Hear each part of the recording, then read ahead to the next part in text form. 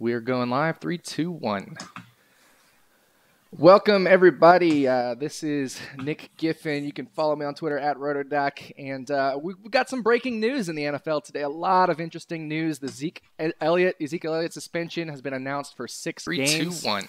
And we also had a couple trades. We've got Sammy Watkins going over to the Rams, the Los Angeles Rams. We've got Jordan Matthews, who's been traded to the Bills. So a lot of moving parts. I want to start with the Zeke news. I also want to introduce all my co-hosts or co-colored commentators here, if you will. We've got Matt Freedman at Matt F. the Oracle on Twitter.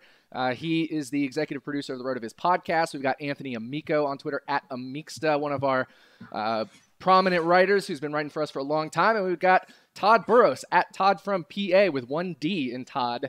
He's recently joined RotoViz and has been doing great in the Best Ball series. So let's jump right into it. I wanted to get your guys' instant reaction on the Ezekiel Elliott news first. I wanted to figure out if you guys, where would you guys place Zeke right now in the RB rankings, and where would you draft him? I want to start with you, Anthony. I'd probably be willing to take him in that 2-3 turn area. I mean, we saw last year with Lev Bell when he was suspended. He ended up being a really good value for owners down the stretch, especially once he started playing. We knew that he was just going to be an RB1. I mean, I don't think there's any doubt that Elliott, since he's not injured, is going to come back and be an immediate, probably top 5 running back. It's just a matter of being able to kind of protect yourself those weeks that he's out. But if you take him in the 2nd or 3rd round, obviously you can do the rest of your draft knowing that you have to protect those early weeks. So I think you can still take him there. How about you, Matt? Nick, you're still muted. How about you, Matt? Yeah. So I agree with Anthony. I think it's a painful situation. I think there are a couple of takeaways. I think one of them is sort of like a macro takeaway in that people need to pay a little more attention to like Adam Schefter and to like reporters, like national reporters who are really plugged in. Like Schefter for a while has been saying that he would be hesitant to take Zeke, and he was implying that it could be a suspension more than just 1 or 2 games. So, I think when we see things like this, like people who are really plugged in, like Adam Schefter, starting to drop hints, like the sharp play for about a month has been to fade Zeke in best ball leagues, to pivot to wide receivers or other running backs when possible. I think now if he's in the 3rd or 4th round range, he's undervalued because there is the possibility that if he appeals this, it gets dropped down to 4 games, maybe 3 games, especially. And if the appeal process takes a long time, if it's drawn out, he might not even miss any games this year. So I could see how it could swing to the other side where he becomes undervalued. But yeah, as Anthony says, at this point moving forward, if you have Zeke in drafts that aren't best ball leagues, you have to try to protect yourself. I think that makes a lot of sense. Todd, what's your reaction to the news? Well, I think Matt covered a lot of what I wanted to say about the process. And anytime there's a process like that, right, and each league is different, each format is different, so every draft, therefore, is different. So what I'm going to be doing now is I want to see where Darren McFadden's ADP ends up, because if I'm taking Zeke, I'm obviously going to look to want to, handcuff him, even though I'm not a big fan of that. Or could I get Jacquizz Rodgers for 4 games and then play a little bit of gamble that the suspension is lowered or it gets pushed off? So I think at the 2-3 turn, I'm still going to pass. I think there's guys there that are pretty interesting to me. If I get a chance at a Jay Ajayi or a Jordan Howard where I don't have all this hanging over my head versus the difference between their top end expectancy and Zeke's, I'm going to go with the safer guy. But once you get down into that 2.5 to 2.6 range, I see a real dip after Ajayi and Howard, and that's where I see Elliott's value right now. Very interesting. I think it's super interesting because obviously I'm a big zero RB guy. I've been pushing it this year because ADP has really shifted again in favor of wide receivers being as late as ever and early running backs going as early as ever. But how can you, if you have the first pick in the draft, how can you not take DJ and then at the 2-3 turn potentially take Ezekiel Elliott if he's going to fall that far? Because even if he's creating a gap in your lineup for 6 weeks, 7 weeks, you can still fill that with later running backs, mix and match your other running back slot, try to win the flex with your running back or with your wide receiver and or tight end position. I think it's super enticing to pick Zeke at the 2-3 turn if he does fall that far. I'm not even sure he will fall that far in ADP, but that's where I'm valuing him right now. I just don't know if he's actually going to fall that far. And then you're going to have like a DJ and a Zeke combo come and fantasy playoff time if you make it there. And I think obviously if DJ and he stays healthy and then you can mix and match the other running back slot in your roster, you still have a very good chance to make the fantasy playoffs. So I love zero RB, but this is a really interesting situation for me. I wanted to get you guys' reaction really quick as well on the Dallas backup running back situation.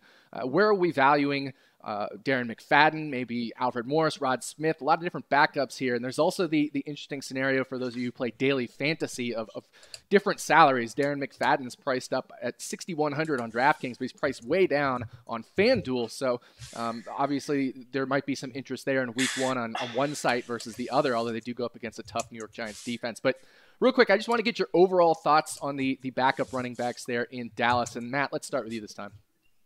Yeah, I think I think McFadden is the auto chalk for week one, even on DraftKings where he's priced higher, and on FanDuel it's great. And as you mentioned, like the matchup isn't great. The New York Giants have a very good run defense. At the same time, because he is so cheap, I think he's still going to be someone that you plug in. In terms of best ball leagues, where has McFadden and Amico? You can talk more about this, and Todd, but where has McFadden been going? Yeah. He's been going right, like 173 right now. Yeah, at this point, like I think he jumps into like the double digits where he's going in like round 9, round 8, even, because I think you're going to have people who want to pull the trigger.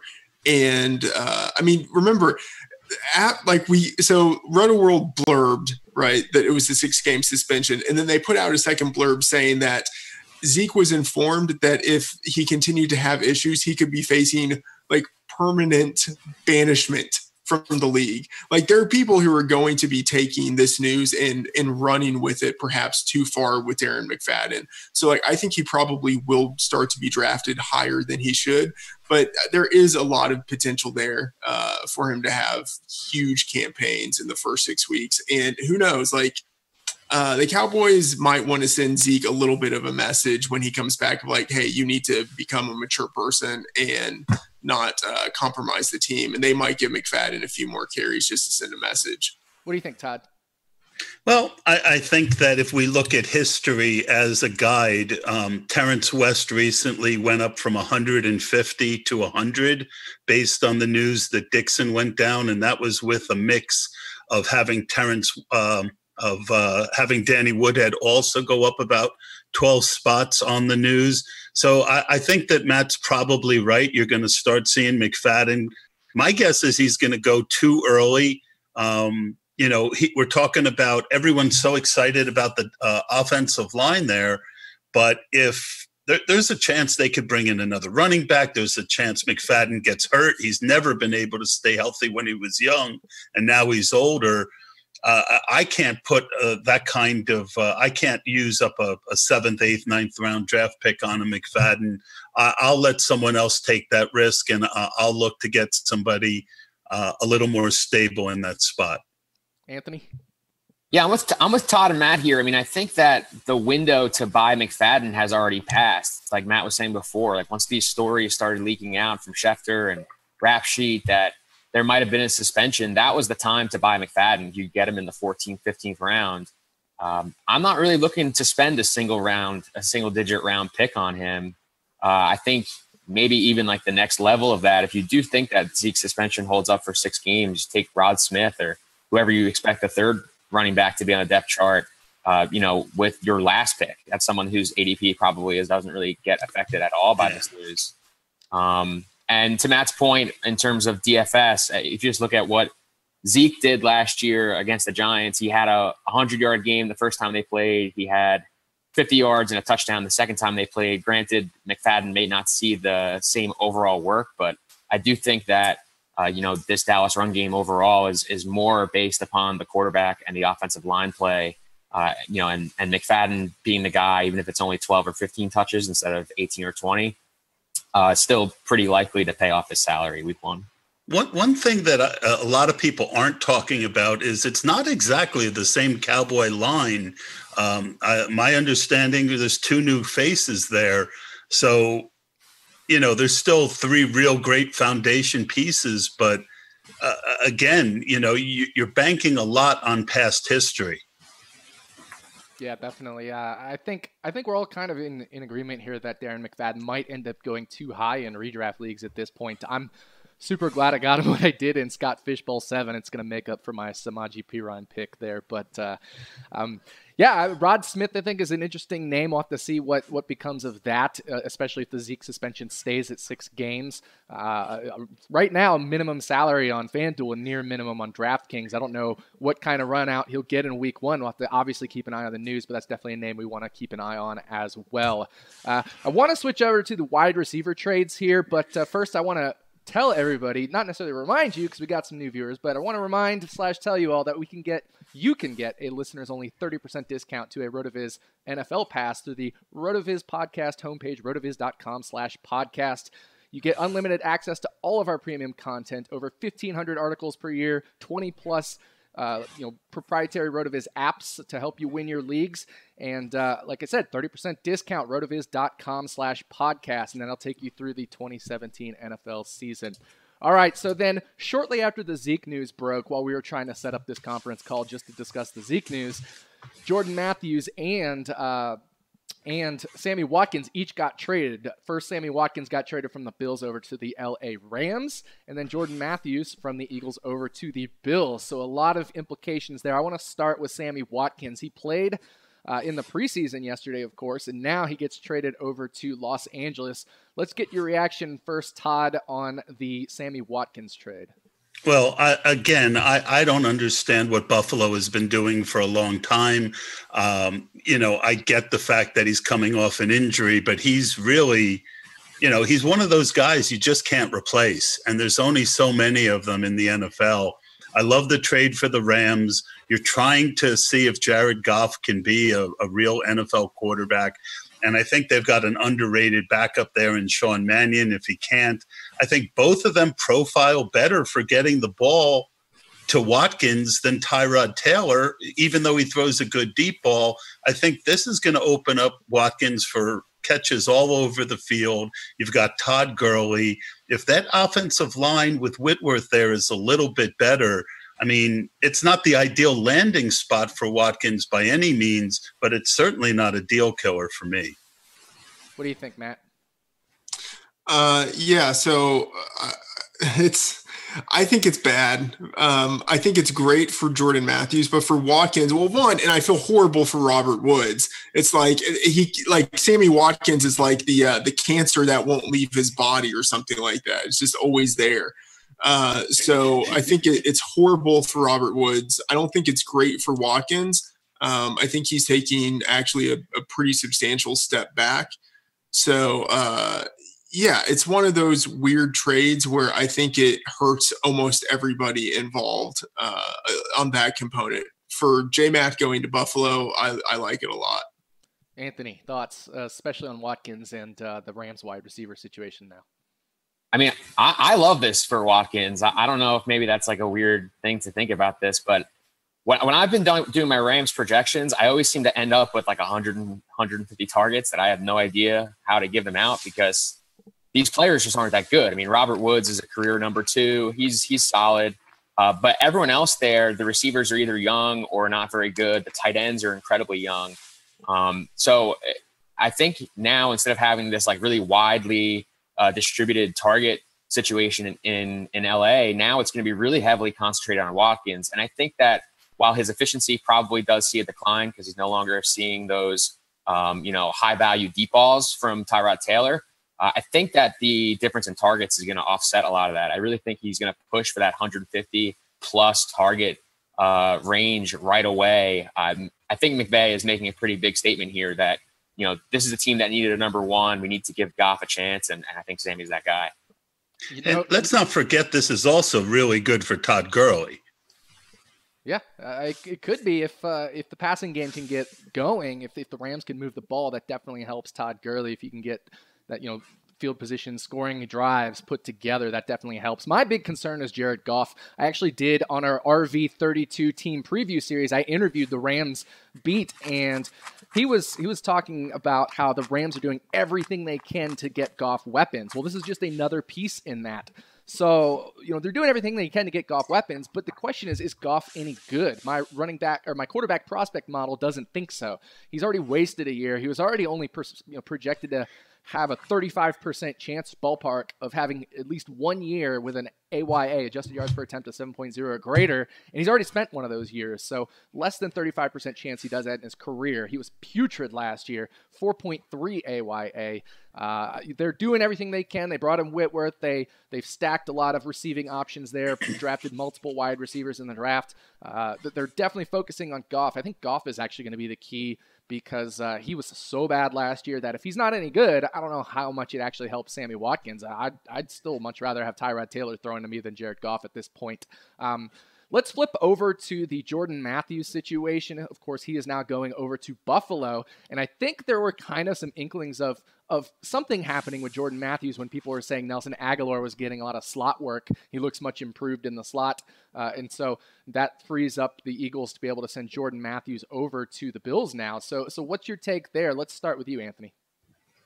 Yeah, I mean, I think it's definitely good for Matthews. He goes from a situation where he's playing next to someone who's probably a target hog in Alshon Jeffrey, and now I would say he's pretty clearly the number one wide receiver on his new team. We haven't really gotten the chance to see Matthews play extensively anywhere but the slot. I think we'll probably finally find out if that's something that's been more of a coaching preference or an ability thing. I mean, he definitely played outside in college, so I think he probably could do those things. And, it's similar to how we're saying now Watkins is trading, his depth of target for more targets. I think Matthews is getting the even better situation of more targets probably and at a higher target depth. So I think that this is great for Matthews. Absolutely. Todd, what do you think for Jordan Matthews and the rest of the Bills wide receivers, Zay Jones, et cetera? Well, I think that Matthews, his big question right now is that knee. He's the most talented wide receiver on that team. So the question comes down to not only how healthy is he now, but how healthy is he going to be able to stay if he's got a chronic knee issue? And it sounds like he does. Zay Jones is I don't think there was any prospect at wide receiver with more people on one side or the other. There was no consensus on him. So I think we really don't know what we're going to see there. We do know what we're going to see out of Anquan Bolden at this point. I mean, I think 50, 60 catches is about the most you can expect. One guy that I've had a ton of in best ball this year is Charles Clay. And I think that the familiarity that Tyrod Taylor has with him and with that running game, I think that he might be the best guy to draft on that team if his ADP stays where it is.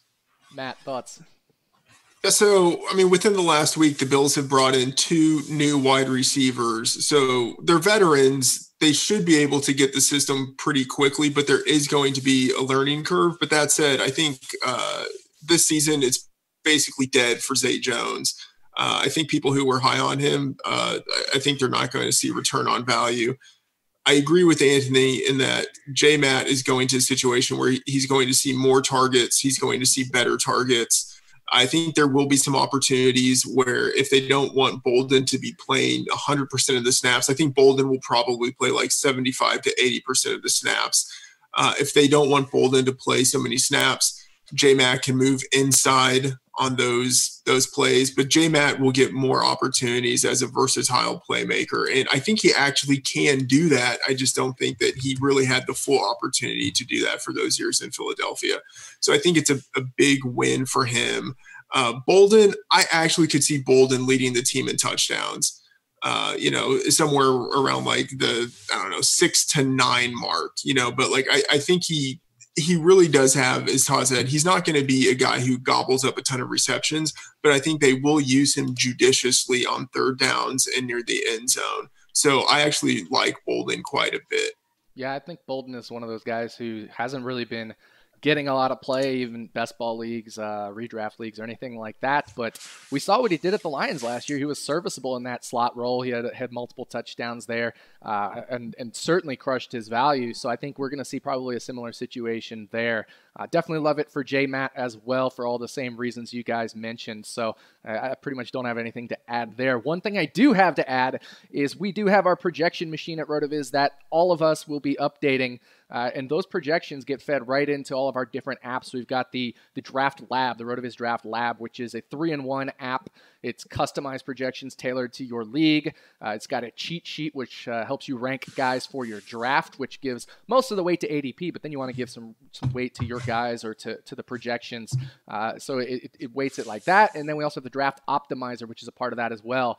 We at RotoViz, all of us will be updating our projections for each of these teams and these players. So we'll have some pretty quick updates to the projections and the apps and all that for you guys. And again, you can get access with a 30% discount, rotoviz.com/podcast. Any final reactions from you guys on any of the news or anything else that you guys want to talk about? Anthony, rapid fire. Let's start with you. Just don't draft Nelson Aguilar. There you go. Todd, what do you think? I think you also have to consider the overall effect of this on the Bills.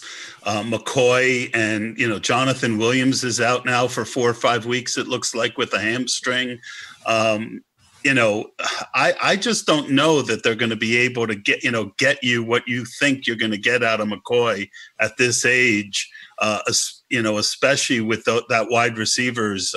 He could be facing a lot more people in the box. This is also a warning flag for me on McCoy. Matt? Draft Nelson Aguilar. And I can't believe I have to make updates, like serious updates to my team previews for the Bills. And then fortunately I haven't done the Rams yet and the Eagles. But yeah, updates coming. Yeah, make sure you guys check out Matt's series over at Fantasy Labs. He's been doing team previews for every team. I had to give him a hard time on Tyler Boyd, but, that it is what it is there. So I have no other final thoughts other than thanks for tuning in, you guys. We're going to have this posted on our RotoViz Radio YouTube page. It'll be free live, and make sure if you haven't had a chance to follow us on Twitter at RotoViz, at Amixta, at Matt F. The Oracle, at Todd from PA, and at RotoDoc.